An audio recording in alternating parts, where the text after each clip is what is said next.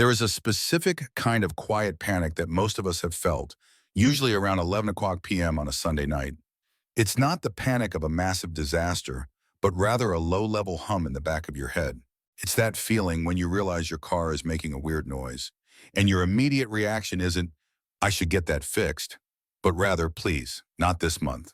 It's the mental gymnastics you do in the grocery store aisle, staring at the brand name cereal versus the generic bag on the bottom shelf, calculating if the extra $1.50 is going to break the delicate ecosystem of your checking account. We spend so much time talking about the finish line of personal finance. You go on social media and everyone is talking about the first million, or how to retire on a yacht in the Mediterranean, or how to buy a 12-unit apartment complex with zero money down.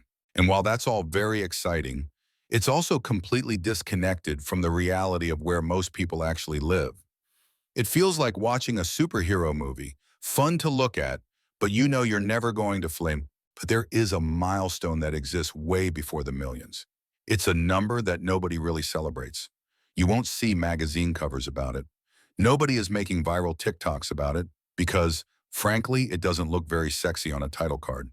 That number is $20,000. Now, before you click away, because that sounds like an impossible mountain or conversely like chump change, depending on where you are in life, hear me out. The reason this specific number matters has almost nothing to do with what you can buy with it. You can't retire on 20 grand. You can't buy a house with it in most cities, maybe a really nice parking spot, but not a house. The reason $20,000 changes your life is because it is the exact price of buying your own brain back. I want you to think about how your computer runs when you have 50 tabs open, a video rendering in the background, and you haven't restarted it in a month. It's sluggish. It overheats. You click an icon and 3 seconds later, it finally responds. That is exactly how the human brain functions when you have zero financial margin. Psychologists actually have a term for this. They call it cognitive bandwidth tax. Basically, when you are worried about money, when you are living paycheck to paycheck, a huge chunk of your intelligence is permanently occupied by survival. You are walking around with less mental processing power than you actually have, simply because part of your brain is constantly running a background simulation of, what if I get fired? Or how do I pay for those tires? It's exhausting. And the cruelest irony of being broke is that because your brain is tired and scared, you end up making worse financial decisions, which keeps you broke. It's not because you're not smart, it's because you're in survival mode. You buy the cheap boots that wear out in 3 months because you can't afford the good ones that last 5 years. You eat the unhealthy fast food because you're too drained to cook and you need the dopamine hit. It's a trap. But then you start the slow, painful crawl toward $20,000. And I'm going to be honest with you, this is the hardest part. Going from 0 to 20,000 is significantly harder than going from 20,000 to 100,000. It feels like trying to push a car that's sitting in neutral on a flat road. You are shoving and sweating, veins popping out of your neck, and the tires are barely moving. You're putting in maximum effort for minimum results. This is the slog. This is where most people quit because it feels like the math is broken. You save for 3 months, you deny yourself the latte, you pack the sad turkey sandwich for lunch, and you look at your account and you have $600. It feels insulting. But if you keep pushing, you eventually hit that 20,000 mark. And suddenly the gravity shifts. I remember distinctly the first time my car broke down after I had crossed this threshold. In the past, a transmission issue would have been a 3-alarm fire. It would have meant calling my parents, or maxing out a credit card, or sweating through a meeting at work because I was distracted by the looming bill. But this time, I remember the mechanic telling me it was going to be $1,200, and my brain didn't panic. I didn't feel that spike of cortisol in my chest. I just thought, oh, that's annoying. That's it, just annoying. I wrote a check, I drove home, and I slept like a baby. That night, I realized I hadn't just paid for a car repair. I had used that $20,000 as a shield to protect my peace of mind. This is the emergency fund paradox. We're told to save money for a rainy day, which sounds incredibly boring. It sounds like something your grandmother tells you while handing you a butterscotch candy. But what it actually does is allow you to stop playing defense and start playing offense with your life. When you have 20 grand sitting there, you stop being desperate. And the world treats desperate people very differently than it treats secure people. Think about your job. How much crap do you put up with simply because you know deep down that you cannot afford to miss a single paycheck? You stay late when you don't want to. You nod and smile at a boss who is visibly incompetent. You don't negotiate for a raise because you're terrified they might say, well, if you don't like the salary, there's the door. When you have $20,000, you have what I like to call quiet confidence money. You don't have to be arrogant. You don't have to quit in a blaze of glory, but you walk into that office knowing that if things went absolutely sideways, you would be okay for 6 months. You could survive. And weirdly enough, when you stop acting like you're trapped, people start respecting you more. You speak a little clearer. You set better boundaries. You radiate a subtle energy that says, I am here because I choose to be, not because I have to be. It's subtle, but it's powerful. It changes the power dynamic of your entire life. And this brings us to the math. Because while the psychological shift is massive, the mathematical shift that happens at $20,000 is where things get really weird. It's where the numbers start to behave in ways that don't seem intuitive. We're taught that 1 plus 1 equals 2. In finance, 1 plus 1 eventually equals 3 if you leave it alone long enough. Most people think of their savings as a bucket. You put water in, you take water out. But once you get past this $20,000 mark, your savings stops being a bucket and starts becoming an employee. A really diligent, quiet employee who works 24 hours a day, never takes a coffee break, and never complains about the office temperature. So, how does this invisible employee actually work? And why does the second $20,000 arrive so much faster than the first? This is where the magic and the danger really begins. So let's talk about this invisible employee. And I don't mean this in a get-rich-quick, passive income, clickbait kind of way. I mean it in a boring, beautiful mathematical way. Let's say you are hustling to save $1,000 a month. That is a lot of money for most people. It requires discipline. It requires saying no to the weekend trip. It requires driving the Honda Civic until the paint peels off. To get to that first $20,000 purely by saving, it takes you 20 months, almost 2 years of grinding. That is a long time to keep saying no to fun. Once you have that 20,000 invested, let's say in a standard boring index fund that averages historically about 7 or 8% a year, something shifts. In a good year, that $20,000 might generate $1,600 in returns. Now, $1,600 doesn't sound like retirement money. You're not buying a Lamborghini with $1,600. But think about what that actually represents. That is more than a month and a half of your hard work, generated by nothing. You didn't clock in for it. You didn't answer emails for it. You didn't have to sit in a Zoom meeting for it. The money just showed up. It's like you're rowing a boat across the ocean. For the first 2 years, it's just you, your arms, and the oars. It's pure physical effort. But at the 20,000 mark, you finally have enough money to buy a small sail. You still have to row. You can't stop working yet. But now, every time the wind blows, you are moving faster than your arms alone could take you. The second $20,000 doesn't take 20 months. Maybe it takes 17. The third might take 15. This is the acceleration phase. And this is why the rich get richer. It's not necessarily because they are smarter or work harder. It's because they have a massive sail catching the wind, while most people are still stuck rowing against the current with a broken oar. But here is the danger. There is a massive trap waiting for you exactly at the moment you hit this milestone. And I see people fall into it constantly. You hit $20,000. You look at your bank app, you see that beautiful number with the comma in it. And your brain, which has been deprived of dopamine and fun for the last 2 years, whispers to you. It says, hey, you made it. You're good with money now. You deserve a reward. And suddenly that $20,000 looks a lot like a down payment on a brand new truck, or a dream wedding, or a once-in-a-lifetime trip to Bali. The moment you spend that money, you aren't just spending the cash.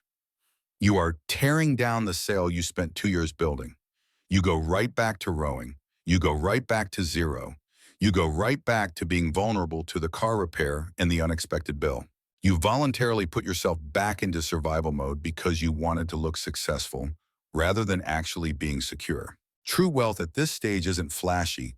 It looks like a beat-up car in the driveway and a bank account that lets you sleep at night. It's boring, but boring is what makes you rich. There's another side to this $20,000 milestone that is much more practical and honestly kind of unfair.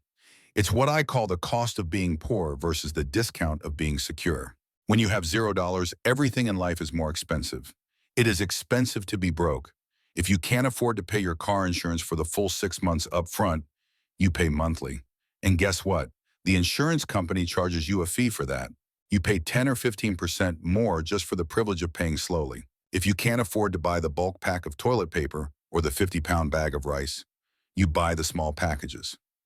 And per unit, you are paying double or triple what the person with money is paying. If you have a credit card bill and you can't pay it off, you get hit with interest. If your checking account drops too low, the bank charges you a fee for not having enough money, which is honestly one of the most cynical things in the modern world. Oh, you have no money? Here, let us take $30 from you as a penalty. This is the poor tax. It is a constant, invisible friction that eats away at your income. But when you cross that $20,000 threshold, you stop paying the poor tax. You pay your insurance in full and save 15%. You buy the family pack of toothpaste on sale because you have the cash to stock up. You never pay a late fee. You never pay an overdraft fee. Suddenly, your life costs less to maintain than it did when you were broke. You are literally getting a discount on existence. And this frees up even more money, which goes into your savings, which catches more wind in the sail, which pushes you forward faster. It is a positive feedback loop, but the most profound change, and this is the one that really rewires your personality, is how you view opportunity. When you are living paycheck to paycheck, you view the world through a lens of threat detection. You are constantly scanning for what could go wrong. A wedding invitation arrives, and you don't think, oh, how lovely my friends are getting married. You think, great, now I have to buy a gift, a suit, and a plane ticket. How am I going to afford this? A joyful event becomes a financial stressor. When you have that $20,000 cushion, your brain switches from threat detection to opportunity recognition. Let me give you a real example. Let's say a friend of yours needs to move across the country urgently for a new job. They need to sell their furniture, their electronics, maybe even their car, and they need to do it today. They offer to sell you a practically new MacBook Pro for $500 because they just need the cash now. If you are broke, you have to say no. You recognize it's a great deal, but you don't have the liquidity. You miss out. If you have your $20,000 foundation, you can say yes immediately. You can buy it, keep it, or flip it for a profit. You have the ability to capture value because you have liquidity. This happens on a bigger scale too. Maybe the stock market crashes. Everyone is panicking. The news is screaming that the world is ending.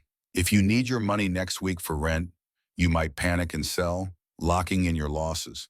But if you have your cushion, you look at the crash and you see a everything must go sale. You buy when everyone else is selling. This is why the first 20,000 is the hardest. You are fighting against the poor tax, you are fighting against your own psychology, and you are fighting without any momentum. But once you break through, the wind is finally at your back. Now, I can hear some of you thinking, okay, Tom, this sounds great. I want the sale, I want the wind, but I make $40,000 a year. My rent is high, eggs are expensive. How on earth do I actually scrape together $20,000 without living in a tent? And that is a fair question. Because the math is simple, but the life part is messy. The gap between knowing what to do and actually doing it is where most of us get lost. We need to talk about the tactical side of this, not the stop buying avocado toast advice, because that's lazy and barely moves the needle. We need to talk about the structural changes in how you handle the money that passes through your hands, because believe it or not, you probably have more leaks in your financial bucket than you realize.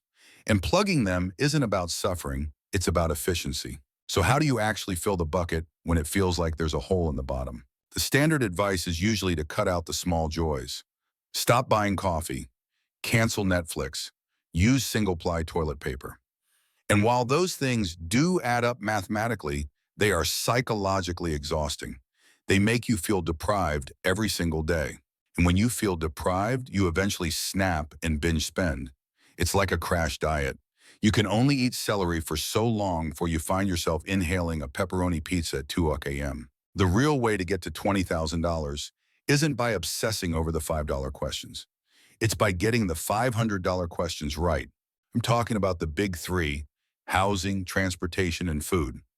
These three categories usually eat up 70% of a normal person's budget. If you mess these up, no amount of skipped lattes will save you. Let's look at the car again, because it is the single biggest wealth destroyer for the middle class. If you are trying to build your $20,000 foundation, you cannot, and I mean cannot, have a $500 monthly car payment. You just can't. That payment is the anchor dragging you down. Driving a reliable, slightly ugly paid-off sedan isn't a status symbol, but it is a freedom symbol. It frees up $6,000 a year. That alone gets you to your goal in just over 3 years without changing anything else. Then there is housing. This is the painful one. Sometimes getting to that first level of security means doing something your ego hates. It might mean having a roommate for 2 more years than you wanted to. It might mean living in a slightly less trendy neighborhood. It might mean staying in the smaller apartment even after you get a raise. I know that's not fun advice. Nobody puts get a roommate on their vision board. But you have to ask yourself, would you rather look successful to your neighbors or actually be secure in your bank account? You can usually only pick one, at least in the beginning. The other secret weapon is automation. And I know everyone says, automate your savings. But let me explain why it works. It works because you are human, and humans are terrible at willpower. If you rely on whatever is left over at the end of the month to save, you will save $0 every single time. If money is in your checking account, your brain sees it as available. You will find a reason to spend it. A new video game, a nice dinner, a gadget you saw on Instagram. You have to treat your savings like a bill. You have to treat it like the IRS.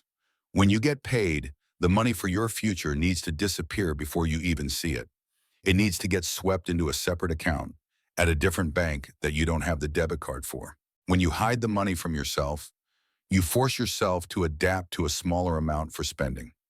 You naturally figure out how to live on the remainder. It's Parkinson's law. Expenses will always rise to match income unless you artificially lower your available income. And then comes the hardest part of the entire journey, the waiting. You don't feel rich, you're just waiting. This is the boring middle. And this is where champions are made. The boring, but you'll log in and you'll see $20,000 or so. And but you have a floor beneath you. And that money, but I promise you from the other side, it is worth every single penny. I'd love to hear from you down in the comments. Where are you on this timeline? Are you in the slog pushing the boulder? Are you in the boring middle? Or have you crossed that threshold and felt that shift yourself? Let's talk about it. If this perspective helped you see your savings a little differently, do me a favor and hit that like button. It really helps the channel reach more people who might be stuck in that survival trap. Don't forget to subscribe if you want more honest conversations about money, minus the hype. Thanks for watching, and I'll see you in the next one.